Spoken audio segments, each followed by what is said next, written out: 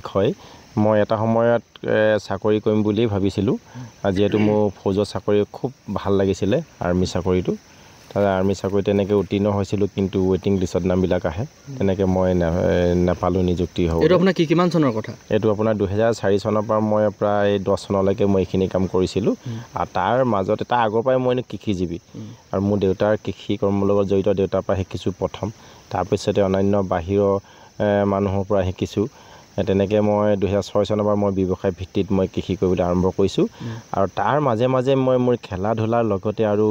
এই চৰকাৰী চাকৰি বিচাৰি আছিলোঁ আৰু লাষ্ট মোৰ 2010 চনত মই চাকৰি বিচৰা কাম শেষ কৰিছোঁ আৰু এটা সময়ত মই আছাম স্পেচিয়েল ৰিজাৰ্ভ ফ'ৰ্চত মই চাকৰিত আপোনাৰ পাইছিলোঁ আৰু তাতে অকণমান খেলি মেলি হোৱাৰ বাবদ আৰু মই চাকৰিত মনোনিৱেশ এৰি পেলাই সম্পূৰ্ণ এতিয়া কৃষি জীৱিত মানে মোৰ নিজৰ জীৱন জীৱিকাৰ মই আৰম্ভ কৰি পৰিয়াল আপোনাৰ খেলি মেলি মানে কেনেকুৱা ধৰণৰ খেলি মেলি মানে আপোনাৰ মই উত্তীৰ্ণ হ'লোঁ আছাম স্পেচিয়েল ৰিজাৰ্ভ ফ'ৰ্চত তাৰ মোৰ নামৰ এগেইনষ্টত মোৰ কলিং লেটাৰ নাম্বাৰটো আপোনাৰ ৰিজাল্ট শ্বীটত ওলাইছে আপোনাৰ ৰিজাল্ট শ্বীটটো আপোনালোকে গম পাইছেই মই দিম আপোনালোকক আৰু মোৰ নামটো এগেইনষ্টত বেলেগ মানুহৰ নাম তেতিয়া গৈ মই সুধিলোঁগৈ আপোনাৰ স্পেচিয়েল ৰিজাৰ্ভ ফ'ৰ্চৰ অফিচত বেলতলাত গুৱাহাটীত ৰিজাল্ট শ্বীট চাবলৈ গৈ মই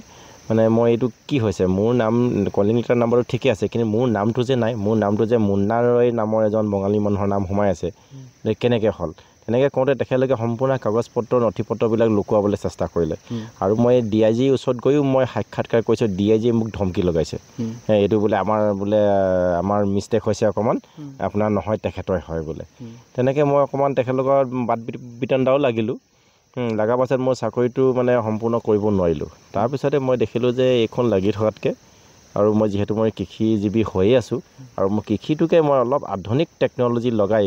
মানে চলিব পৰাকৈ ভালকৈ কৰোঁ বুলি মই কৃষি ভিত্তিত মানে কাম কৰিবলৈ আৰম্ভ কৰিলোঁ তাৰপিছত আপুনি চৰকাৰী চাকৰি এপ্লাই কৰিছিলে তাৰপিছত নাই তাৰ পৰা সেই দিনৰ পৰা নাই আজিলৈকে নাই আৰু মই এতিয়া নিজেই স্বাৱলম্বী হোৱাৰ লগতে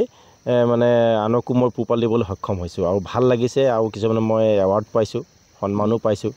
তেনেকুৱা বৰ্তমান আপুনি কি খেতি কৰি আছে বা কেনেকুৱা প্ৰক্ৰিয়াৰে আপুনি খেতিটো বৰ্তমান মোৰ পাচলি খেতিটো মোৰ আছেই লগতে নতুনকৈ মই আপোনাৰ এই বগৰী লগাইছোঁ বগৰী আপোনাৰ দুবিধ বগৰী যিটো বজাৰৰ চাহিদা বেছি